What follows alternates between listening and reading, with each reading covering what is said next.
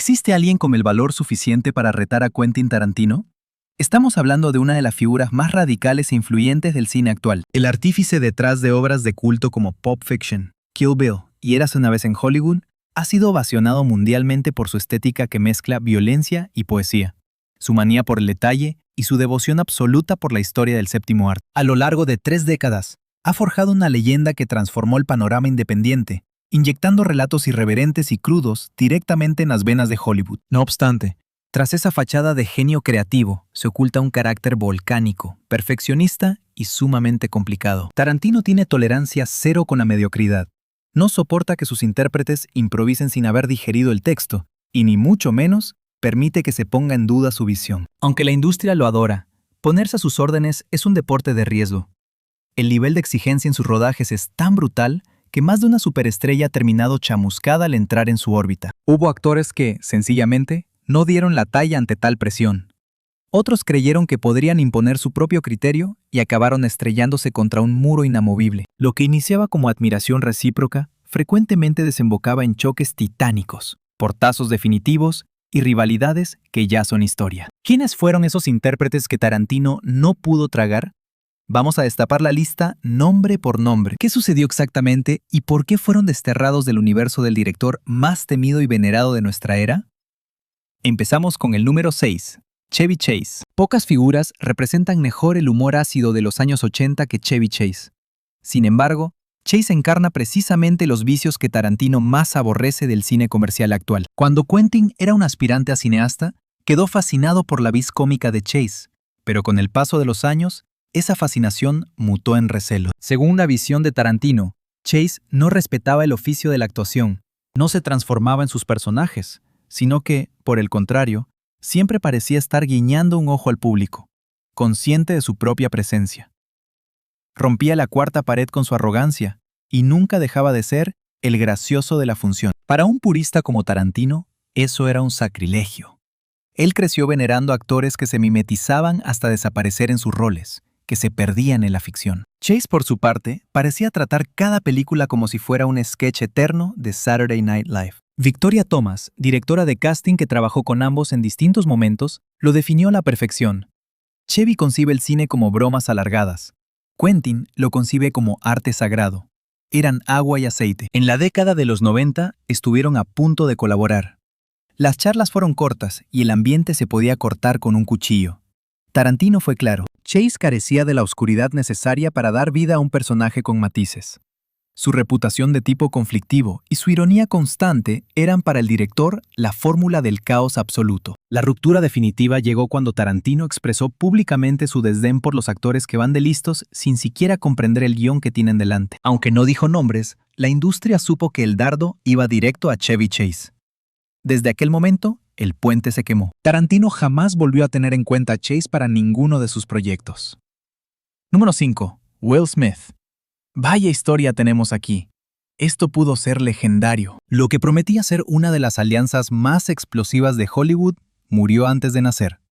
Will Smith, una de las estrellas más rentables y queridas del globo, tuvo en sus manos el papel protagonista de Django desencadenado. Tarantino lo deseaba para el rol. Smith estaba intrigado.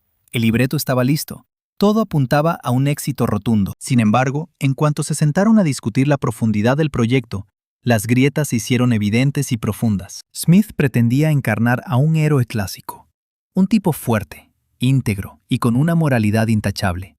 Quería que la audiencia empatizara con Django, que lo vitorearan y aplaudieran como a los grandes héroes de acción. Tarantino, por su lado, buscaba lo opuesto, un protagonista con cicatrices en el alma, impulsos siniestros y decisiones morales cuestionables. No quería un vengador pulcro, sino un esclavo liberto que utilizara la violencia de forma descarnada, incomodando al espectador y manteniéndolo en vilo.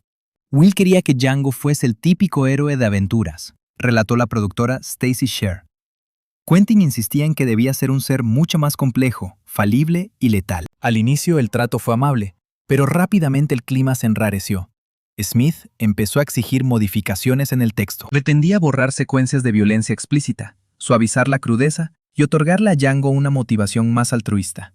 Tarantino se plantó. Para él, la violencia era el ADN de la cinta. Necesitaba mostrar una figura brutal que rompiera los moldes habituales. El punto de no retorno ocurrió cuando Smith solicitó que se cambiaran las acciones más controvertidas del personaje. Buscaba un Django heroico, sin ambigüedades. Tarantino, leal a su obra, cerró la puerta definitivamente y comenzó a cuestionar si Smith poseía las agallas interpretativas para meterse en la piel de alguien tan complejo. La salida de Will del filme se vendió como un problema de agendas, pero en los pasillos de Hollywood se sabía la realidad. Fue un divorcio artístico, dos visiones incompatibles, dos universos destinados a chocar. El papel recayó en Jamie Foxx y la película arrasó en taquilla y crítica. Will Smith, por su parte, nunca más volvió a rozar un guión de Quentin. Número 4. Kevin Costner. Kevin Costner representa el arquetipo del héroe americano.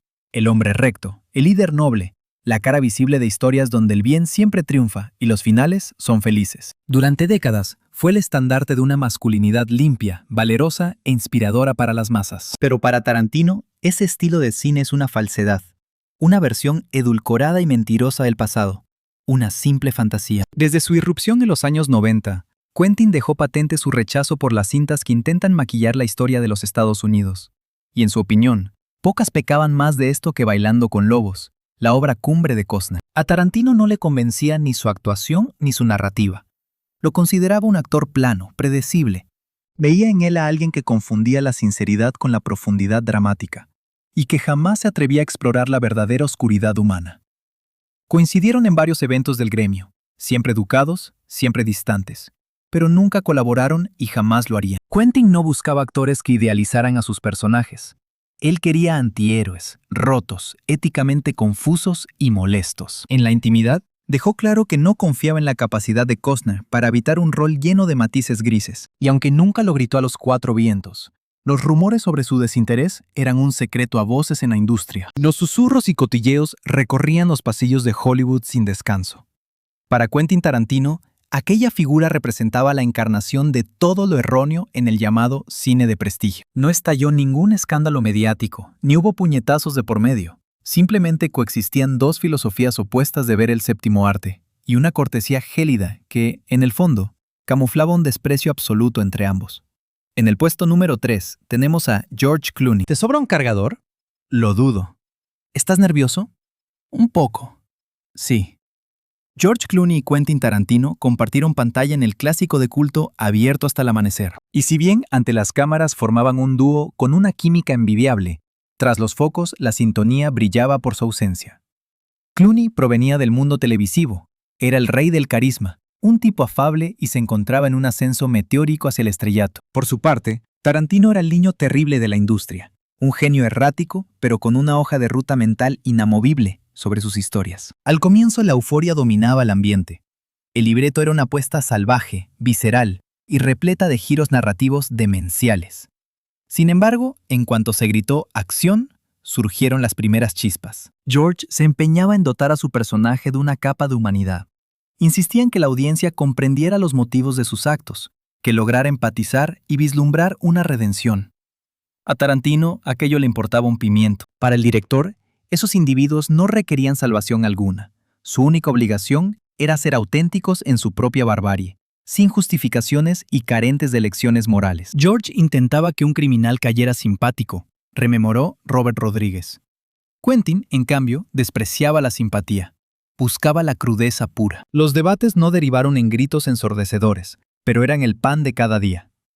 Clooney ponía en tela de juicio la violencia gráfica, mientras Tarantino defendía cada gota de sangre como algo vital para la atmósfera. No volaban los insultos, pero el consenso era una utopía. Se respiraba una tensión muda, casi masticable en el set. Y a pesar de que consiguieron finalizar la película sin conflictos bélicos, hicieron un pacto tácito de no repetir la experiencia. Se distanciaron con modales exquisitos, conscientes de que sus visiones artísticas eran como el agua y el aceite. Detrás de las cámaras la conclusión fue evidente. Tarantino no quería estrellas que endulzaran sus relatos macabros, y Clooney no pensaba renunciar a su humanidad interpretativa, ni siquiera ante un guión magistral. Puesto número 2. Edward Norton. La unión entre Edward Norton y Quentin Tarantino podría haber forjado una de las alianzas más legendarias del cine contemporáneo. Ambos son mentes preclaras, obsesivas y perfeccionistas hasta la médula.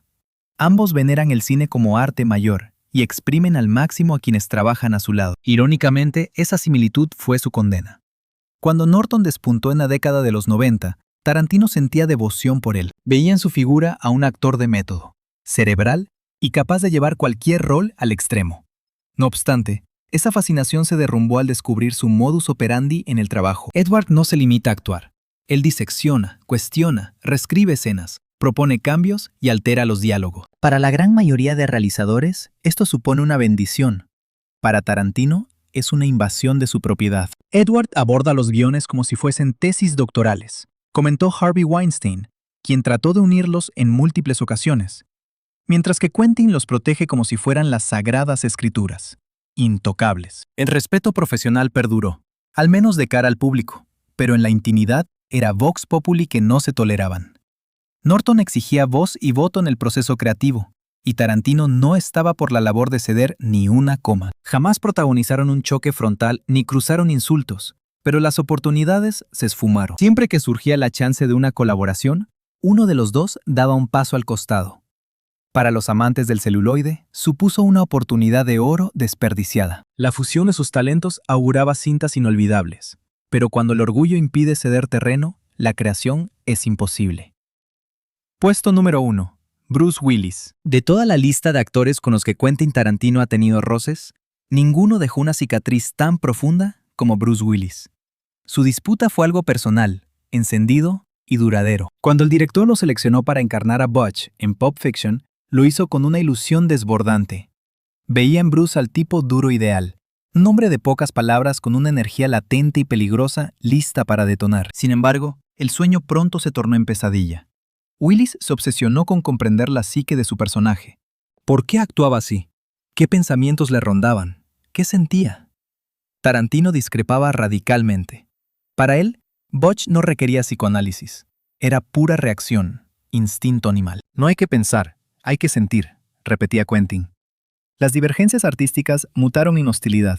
Willis demandaba claridad y Tarantino exigía fe ciega.